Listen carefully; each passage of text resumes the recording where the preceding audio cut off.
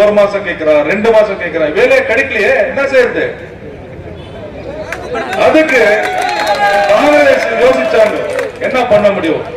அப்பா கிட்ட கேட்காதப்பா, நானே உனக்கு 3000 ரூபாய் தரேன், நீ ஒரு வருஷம் 2 வருஷம் டைம் எடுத்துக்கோ, வேலை தேடி வேலை வாங்கிக்கೋ ಅಂತ ಹೇಳಿ 3000 ರೂಪಾಯಿ ಕೊಡು.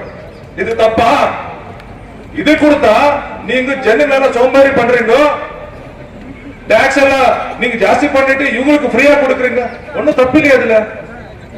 ஏன் ஹெல்ப் பண்ண தப்பா?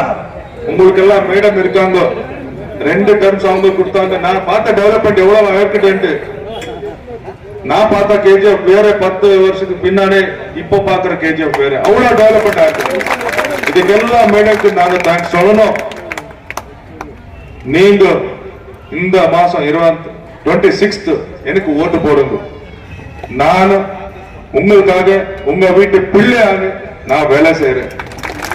உங்க அண்ணனும் உங்க தம்பியும் உன் மகன் என்னவோ நினைச்சு எனக்கு ஓட்டு போடுங்க. நான் டெல்லிக்கு போய் உங்களுக்கு என்ன நியாயமா கிடைக்கும் எல்லாம் இங்க தர வைக்கிறேன். உங்களுக்கு லோக்கல்ல மேடம் இருக்காங்க, அவரு கூட நானும் இருக்கேன். உங்களுக்கு என்ன வேணுமோ, நிறைய ப்ராப்ளம்ஸ் இருக்கு, அதெல்லாம் நானும் சால்வ் பண்றேன். உங்க பாதுகாப்புக்கு நான் இருக்கிறேன். ಇಷ್ಟು ಹೇಳಿ ನಾನು 26ನೇ ತಾರೀಕು ದಯವಿಟ್ಟು ಹೆಚ್ಚಿನ ಮತದಾನ ಆಗಬೇಕಾಗಿದೆ. ಈ ಕೆಜಿಎಫ್ ಇದೇ ಅಭ್ಯರ್ಥಿಯ ಹಣೆ ಬರ ಅಂತ ಬದಲಿಸೋದು. ಅದಕ್ಕೆ ನಿಮ್ಮ ಮೇಲೆ ಹೆಚ್ಚಿನ ಜವಾಬ್ದಾರಿ ಇದೆ. ಪ್ರತಿಯೊಂದು ಬೂತ್ಗಳಲ್ಲೂ ನೀವು ಹೆಚ್ಚು ಹೆಚ್ಚು ಓಟ್ ಹಾಕ್ಸ್ಬೇಕು.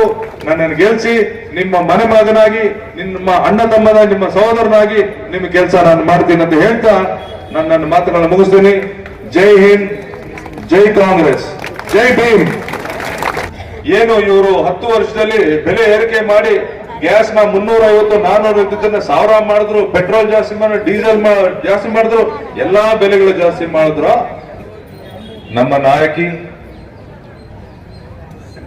ಕೆಜಿಎಫ್ ಶಾಸ್ತ್ರದ 2 ಕ್ಷೇತ್ರದ 2 ಬಾರಿ ಶಾಸಕಿ, ನಿಮ್ಮೆಲ್ಲ ಪ್ರೀತಿಯ ನಮ್ಮ ಸಹೋದರಿ ರೂಪಕಲಾ ಮೇಡಮ್ ಅವರೇ,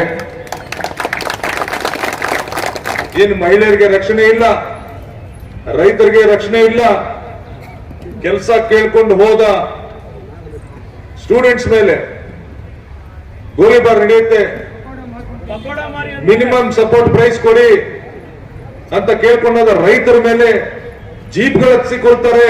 ಅವರು ಬರಬಾರದು ಒಳಗಡೆ, ಡೆಲ್ಲಿ ಒಳಗಡೆ ಅಂತ ಹೇಳಿ ಏನ್ ಇಂಡಿಯಾ ಪಾಕಿಸ್ತಾನ ಮಧ್ಯದಲ್ಲಿ ಏನ್ ಬ್ಯಾರಿಕೇಡ್ಸ್ ಹಾಕಿದ್ದಾರೆ, ಮುಳ್ಳು ಬೇಲೆ ಆ ತರ ಹಾಕಿದ್ದಾರೆ. ಇದು ಪ್ರಜಾಪ್ರಭುತ್ವ ವ್ಯವಸ್ಥೆ ಅನ್ನೋದು ಏನು ನ್ಯಾಯ ಕೇಳೋದೇ ತಪ್ಪ?